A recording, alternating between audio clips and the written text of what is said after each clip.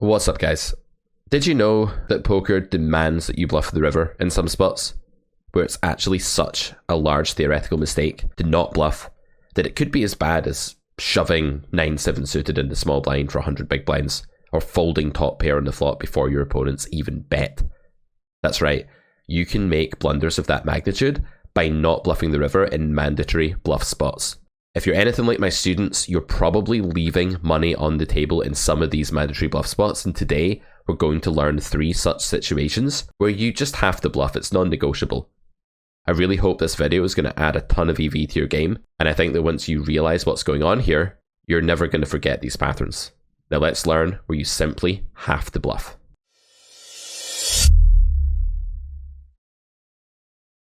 So the way we're going to do this is actually with hole cards off to begin with. We're going to look at this from a range versus range point of view. I'm going to do a little bit of solver work in this video, and we're going to learn a really important concept, that of world favorability. We talk about this a lot in the Carrot Poker School, the gigantic cash game theory course that's available at carrotcorner.com. World favorability is one of these real crux issues that once you understand it, you can solve a spot more easily and readily than you ever could before. So let's talk about world favorability today and learn which of the situations that are so good for your range that you just must bluff when you have low showdown value.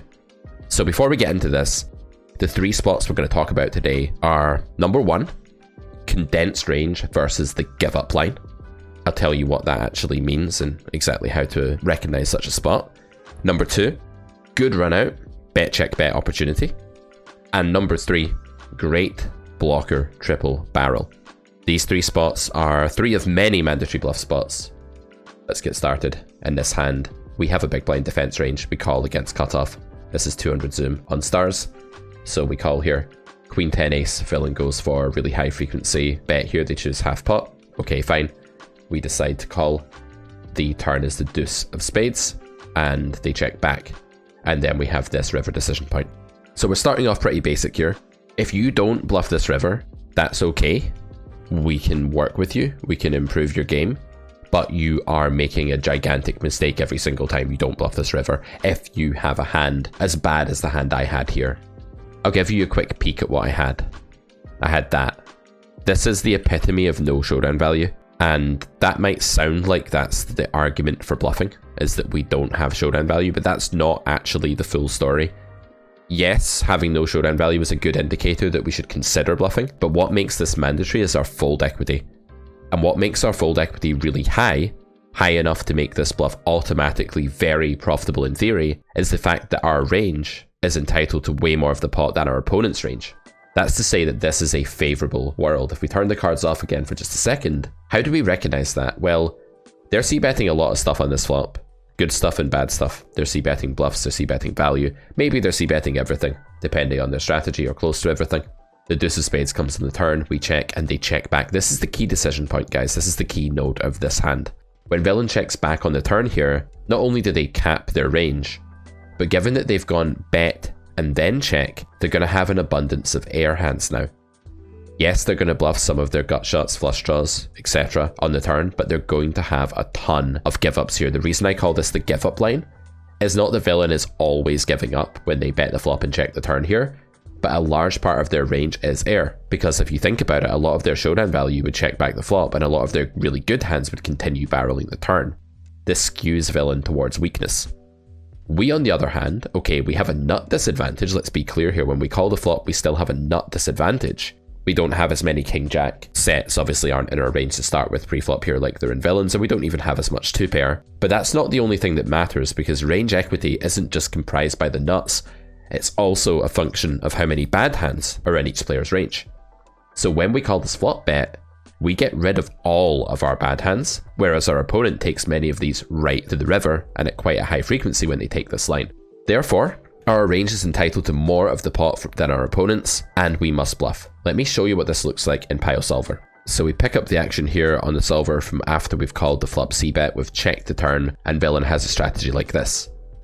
What you'll see here when you isolate the checking range is that it's largely comprised by underpairs, low card give-ups, and things like showdown value Queen X, which may or may not call the river Ace X, which will become a bluff catcher on the river as well, and then some of these like gutters when they don't decide to c-bet. So this is a fairly weak checking range, all in all. Villain checks and the river is the 6 of spades. Now, what I want to show you is the favorability. So if you press this button here in Pile Solver, which is the EV out of position button, it's going to display our EV, that's our range's EV, not our hand, our range's EV expressed as a percentage of the pot. What does that mean? Well, it means that if we zoom right out and just look at a range versus range picture with the cards face down, our range in this node in game theory is entitled to 59%, 58.82 to be precise, but 59% of the pot. That's a guideline for reality as well. It won't be exactly the same as this in reality, of course. There'll be differences, but that's a very good sign that our range is much stronger than our opponent's. And to understand why that is, it really does come down to the fact that our range has very few very low EV hands, because we needed a flush draw to call the flop when we have 2 low cards. We needed a reason to hang around.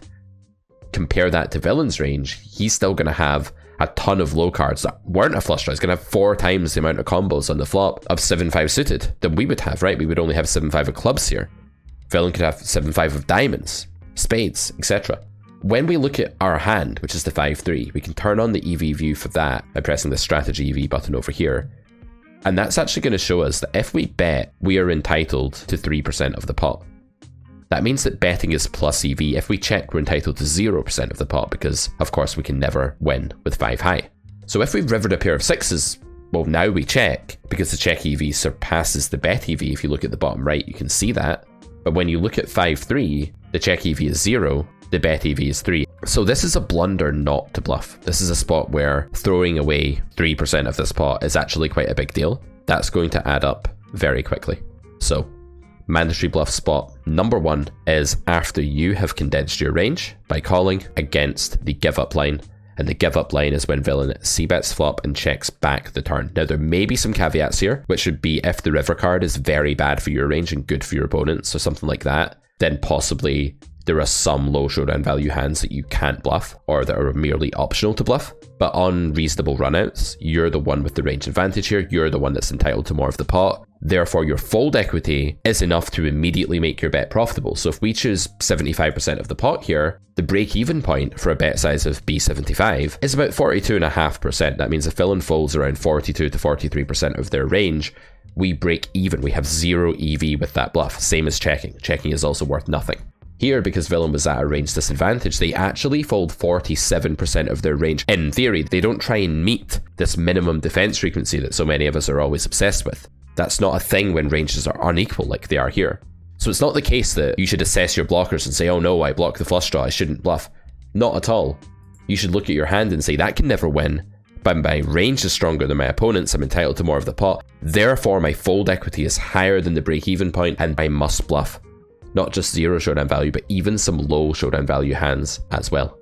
If you go up to 7-4 here, that still has no showdown value, but if you go up to something like Jack-7, well now this has a pinch of showdown value. If you check here with, let's say, Jack-7 of diamonds, you actually get 0.48% of the pot. And if you bet, you get about 6% of the pot. The blockers are now a bit better for betting this hand. You get more fold equity with this hand than you would if you were holding the 5-3. So still mandatory, even though you have some showdown value. So some showdown value isn't even enough in a world that's favorable for your range.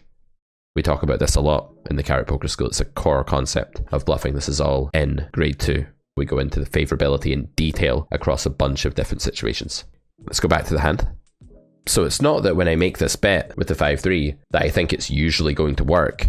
We saw in the solver that I only have about 47% fold equity here on average. So usually this won't work against the solver. This time it didn't work. That's totally okay, but if I don't bluff here in the long run, then I'm decimating my EV, and I need to be strong-minded enough here to say, okay, I got called by a hand that looks like a pretty reasonable call. This doesn't mean that villain is over-defending or anything, and it doesn't mean I should have known that they were going to call me or that they had an ace. I made a good bluff here, and I shouldn't start doubting myself for any reason to do with losing. Next spot. So again, we've switched the cards off here. This is bluff spot number 2, which is entitled Good Runout, Bet Check Bet, meaning we have the opportunity to bet, check, bet, meaning we've arrived on the river by c-betting the flop, like so, by checking the turn, like so, and then we have the chance to do this on the river. Now, this is a very texturally dependent spot. So when I say good runout, bet, check, bet, I don't mean that you can just always bet, check, bet, bluff. There are boards, there are runouts where after you've bet the flop and villain's called you, things don't improve for your range or they get worse.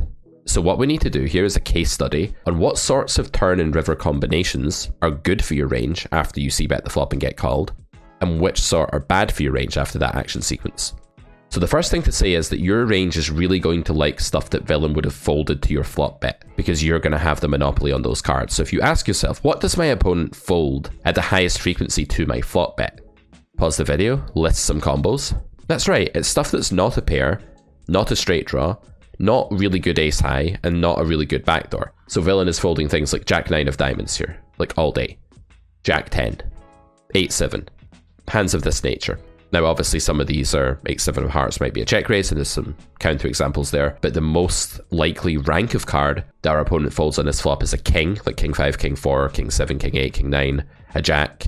We listed some combos of that already, a 10, a 9. These kind of cards. To some extent an ace, they're going to have to fold like ace 7 of diamonds here too, but there'll be more king, jack, and 10 in their folding range than there will ace. So we're going to love cards that they folded on the flop that we still have. We're going to love the king, the jack, the 10. These are going to be really good turn and or river cards when they come out. What's villain going to love? They're going to like a 6, they're going to like a 3, a 4, a 5. They're going to like cards that have something to do with the range that hung around on the flop, and that range after all had to have a reason to hang around on the flop. So they're going to love those kind of cards. So when we see this turn, okay, we didn't barrel this time. That's fine, maybe, depending on what we have. But once we get to this river, although the 5 is not such a great card, the jack is such an overwhelmingly amazing card for our range that if we have no showdown value here, we actually have to bluff. We have to bluff this spot, there's no option. It doesn't even matter what I had here. I didn't choose this hand to show you what I bluffed with, because here I may have had a value bet as well, but I want to stress that this is a key mandatory bluff spot, and the pattern is favorable run out, bet, check, bet. If you remember that, you will not go wrong. If this run out was queen 6, deuce 3, 4, then no, you don't have to bluff with all of your air, and there may even be some air that's negative to bluff based on its bad blocker properties. Let me show you this one in a solver. So again, we begin our exploration with our turn c-bet strategy, which is a lot of overbetting, a lot of applying of pressure here with the uncapped nut advantage range. So we're going to be pure overbetting, over pairs, good top pair, certain bluffs, sets, etc. And we're going to have a bunch of air that checks back a lot here as well. So if we have king 5, for example, we can bluff because we're in a really favorable world. If we look at our range EV here, it's going to be massive, 61%. This is largely a function of position and nut advantage.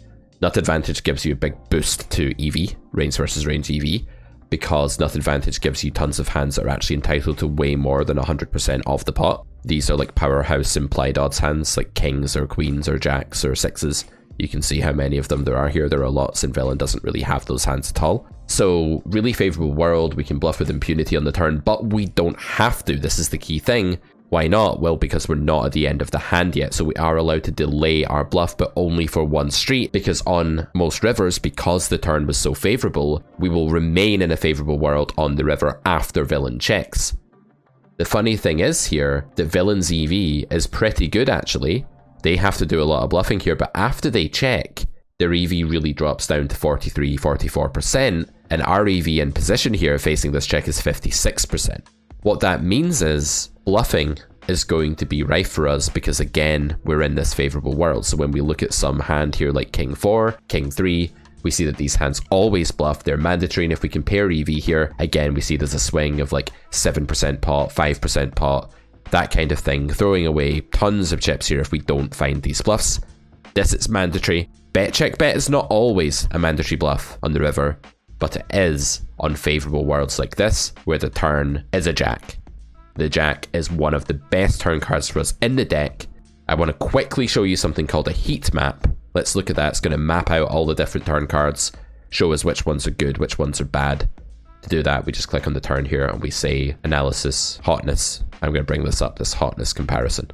This is the heat map. It shows us which turn cards here are really good, which ones are neutral, which ones are less good. So the flop again, to remind you, was queen, 6, deuce, rainbow. And if you look at the jacks here, all of the jack turns, these are incredible. They're up there with the best. They're almost as good as the nut turn card for our range, which is the king. The king is the card we have the biggest monopoly on after the action sequence, bet and call. Because of course villain folds a lot of king X and the king is really abundant pre-flop in our range. It's the very common combo that we have when we see bet flop with. It's better than the ace, better than the jack, better than the 10. The queen is less good, that's pairing the top card. That's obviously a bit better for villain in terms of turns. Obviously we're still in a good world, being in position, maintaining a big nut advantage on a queen, but it's less good than some of these middling cards, 8, 9, 10 jack, which tend to hit the stuff again that our opponent would have folded on the flop. The 8 is a deceptively good turn for us. You might not see an 8 as a good turn here, but we of course hit the 8 much more than someone that called our flop c-bet, because why would they call a flop c-bet with many of their 8x combos? The bad turns, well, nothing's really bad here in position on this flop after this action sequence. You're never in a really unfavorable landscape, but one of the less good turns for your range would be something like the deuce pairing the bottom card, the 4, the 5, this kind of thing. It's not that you're suffering on those, but you do have to be a little bit more careful. But textural awareness is really important here. Bet check bet becomes mandatory as a bluff when the texture's favorable after the flop. So think of it this way, villain's last action that they had control over, what's the flop call, because their routine check on the turn is happening with all of their range. Then on the river they make another voluntary check, which weakens their range further, but from the point where they decided to contract their range and call our flop bet, the jack has come out whether they like it or not, and it's really hurt their equity. It's helped us, it's decreased our air combos, it's given us more value bets, and therefore we're in a favourable world and we have to bluff on this runout. Not on all runouts, but on this runout. Okay, so that was pattern number 2. Pattern number 3 is called triple barrel great blockers. So where are your blockers so good that you have to triple barrel? Well, first off, a word on triple barreling. When you take a line like this, bet, bet, bet, overbet, whatever, lots of sizes are viable here. When you take a line like this, you didn't actually start off in a favorable world like we did in the last hand, because villain hasn't weakened their range by checking this river, and that's because after they call the turn they have a procedural river check on this card. They don't have any leads at all, they don't have any donk bets. So villain's range hasn't got any weaker when they check the river here, and because we've been polarizing, we have a ton of air here. Yes, again, don't confuse nut advantage with range advantage. We do have a nut advantage, so we will use a lot of overbets on the river here, along with some other sizes. But we don't have a range advantage because our range is drowning in air combos that our opponent doesn't have. If you imagine a hand like a bad flush draw, like Jack 5 of diamonds, they don't get to call the turn with that. If you imagine a hand like just air, basically, just imagine we bet with like Jack 10 or something on the turn. They're not going to have that either. Queen Jack, Queen 10, they're not going to have those hands. So this is a neutral world at best. It's not a world where you have to bluff everything, but there are certain hands, the blockers of which are so good that you actually do have to bluff. Have a think about that. Pause the video. What are the hands that we actually have to bluff here? I'll give you a clue. They're going to unblock our opponent's folds, mostly, and they're going to block our opponent's calls. What are those hands? Well, one thing you're definitely going to want to avoid having here is diamonds. You can imagine villain getting here with King X of diamonds, King Jack, King Queen, some showdown value-y, bluff catchery redraw hand on the turn like that, which is going to fold the river, I would imagine, most of the time, if not always. And so blocking that would be a taboo thing. And you will want to block the main ace-X that looks you up here. So if you imagine what are the main ace-X that villain has on this node that call you, they're likely going to be things like ace-Jack, ace-9, stuff like that. Why are they going to want to call ace-9? Because it blocks 10-9. So ace-9 looks like a really good call. So what you're looking for is positive blockers and an absence of negative blockers. So with this hand we have here, Jack-9, no diamond. As soon as I see this hand, my first thought is just great blockers. Honestly, great. Okay. You can't have your cake and eat it. I can't block a full house here and still be bluffing. I can't really block an ace and still be bluffing. But as bluffs go, it's pretty nice to block the 9, a key card that he'll want to call with on this node as it blocks the nuts. And it's also really nice not to block diamonds. So this one looks like a mandatory bluff, even though we don't have to bluff with everything that's air in our range on this node. This is different to the other nodes because of that. But this one, the blockers are so good that you simply have to pull the trigger. And then once you've done the study on it and you know that this hand is going to follow through, because it really looks like it is, and you get peeled here. So what? Notice how I didn't choose bluffs that got through today. Well, hand 2 I didn't even choose a bluff at all. I just wanted to illustrate the texture. But I didn't choose bluffs that got through because I didn't want to be like, look at me. Look at him folding to me. Look, I'm the greatest. Truly, I'm so good. I'm just the best player ever.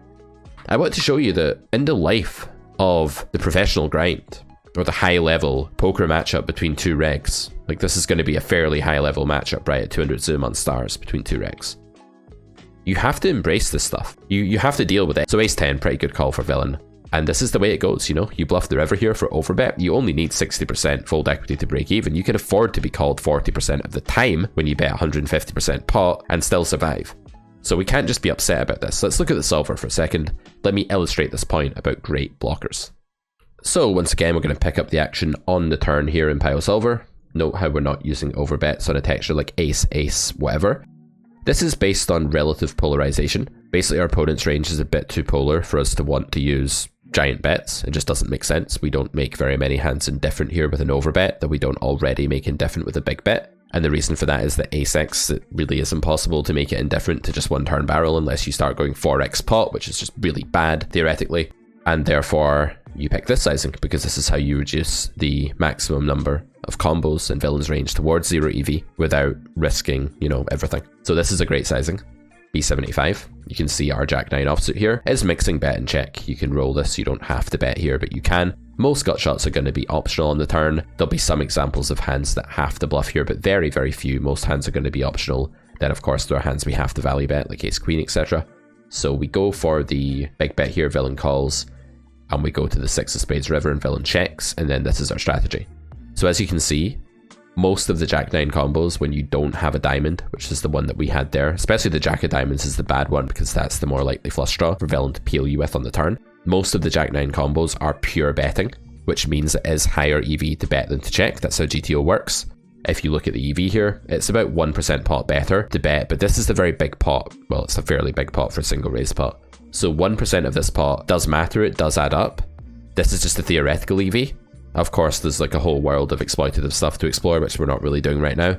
But yeah, this is going to have to be a bluff, this one. What do you give up with? You give up when you have more negative blockers. So it's kind of funny that your main goal here is to block villains' frequent calls. And these very often have a 10 and a 9 in them, which is why having the 10 or the 9 is good for you. These are the hands that villain is calling your river bet with really often here because they block straights. You will also want to think about unblocking folds. So you see that the solver's not really loving having a queen as much, and there are blocker reasons for that. It's not loving having diamonds for obvious reasons, and it likes having the 9 and the 10 when we're bluffing. That's the main rule here. 10-9 is obviously straight, but you can see from the way it's playing like Jack 10 and Jack 9 that these are the ones you really want to find the bluffs with that are winning. So this is a case of great blockers. It gets a bit meta, you know, it's like, well, what does he want to call me with, and therefore what do I want to bluff? There's positive parts of that, there are negative parts of that. The negative part is illustrated by the fact that we don't have to bluff when we have the Jack of diamonds for blocking the busted flush draw.